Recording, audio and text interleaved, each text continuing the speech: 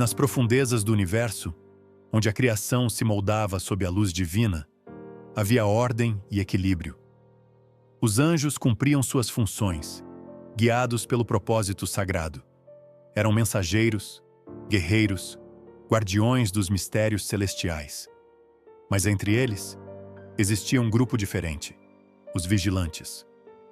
Observadores silenciosos da humanidade, sua missão não era intervir, apenas testemunhar o curso dos eventos terrenos. E foi entre esses seres que um nome começou a ecoar de maneira distinta. Azazel, um anjo cuja inquietação o levava a questionar. O que começara como mera curiosidade, logo se transformaria no maior desafio ao Criador. A humanidade florescia, mas era frágil. Os homens e mulheres caminhavam na escuridão da ignorância, vivendo sob as forças imprevisíveis da natureza. Azazel via isso com olhos críticos. Por que deveriam permanecer limitados? Se o conhecimento existia, por que não compartilhá-lo? Ele observava as lutas humanas e via potencial onde outros apenas enxergavam limitação. Para ele, os mortais não eram apenas criações divinas, mas entidades capazes de algo maior. O questionamento silencioso de Azazel se espalhou entre os vigilantes. Alguns começaram a compartilhar de sua visão. Aos poucos, a ideia de intervir tornou-se mais do que um desejo reprimido. Ela se transformou em um plano. Assim, em segredo, um grupo de anjos fez um pacto. Eles não mais permaneceriam espectadores. Eles desceriam à terra e ofereceriam aos humanos algo que os diferenciaria para sempre: o conhecimento. Uma dádiva que poderia libertar ou corromper, dependendo das mãos que a recebessem. O que Azazel e seus seguidores não sabiam era que esse ato de ousadia os colocaria em rota de colisão direta com os desígnios divinos. A linha que separava os anjos dos mortais estava prestes a ser quebrada, e a consequência desse ato ecoaria por toda a eternidade.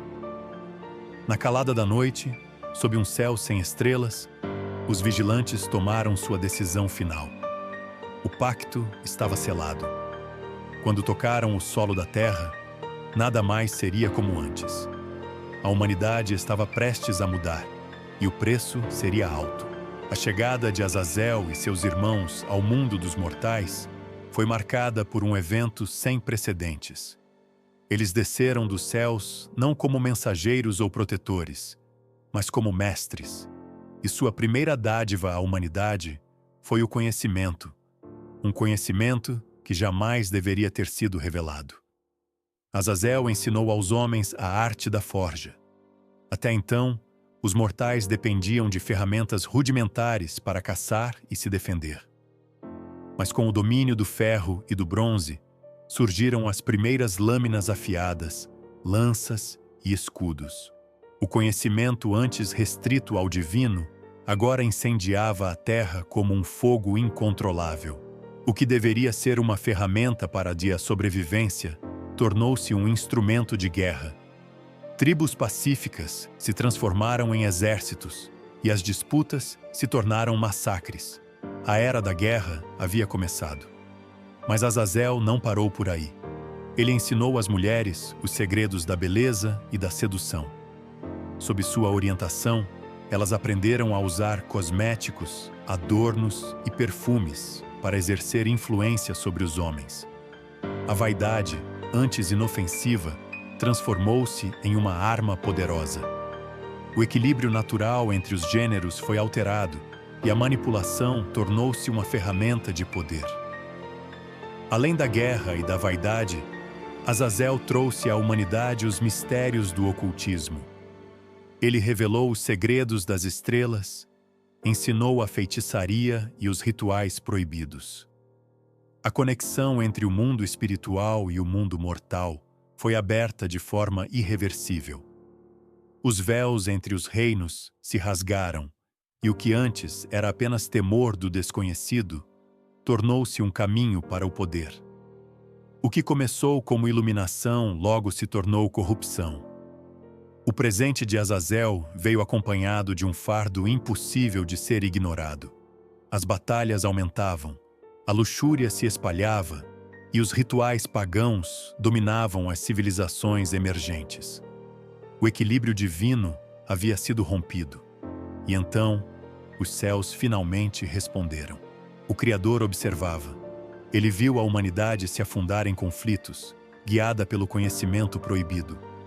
O mundo, que fora concebido para prosperar em harmonia, estava agora manchado por sangue, desejo e poder. A paciência divina havia chegado ao fim. Os céus se abriram e a ordem foi dada. Azazel e seus seguidores seriam punidos pelo crime de quebrar o equilíbrio sagrado. O arcanjo Rafael foi enviado com uma missão clara: capturar Azazel e aprisioná-lo até o dia do julgamento final. A chegada de Rafael à Terra foi marcada por trovões e relâmpagos. Mas Azazel, mesmo diante da força celestial, não demonstrou medo. Em sua mente, ele havia cumprido seu propósito. Ele acreditava que dera à humanidade a chance de moldar seu próprio destino. Mas o Criador não via dessa forma. Com grilhões feitos de luz e fogo, Azazel foi acorrentado e levado ao deserto.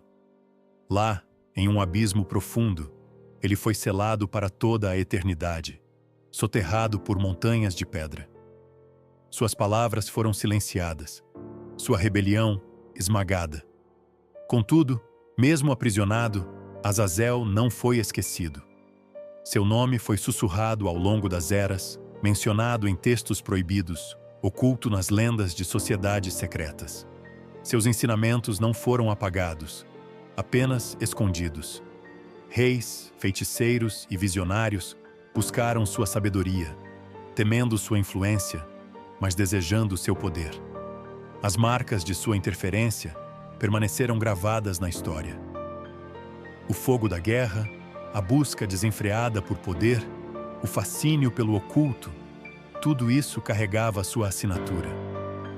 Azazel não estava livre, mas suas ações ecoavam no coração da humanidade. Seus seguidores, ainda que dispersos, preservaram seu legado em rituais e conhecimentos subterrâneos, perpetuando a dualidade entre luz e trevas.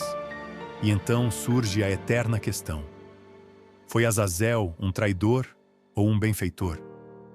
Seria ele um símbolo da arrogância ou um libertador do espírito humano?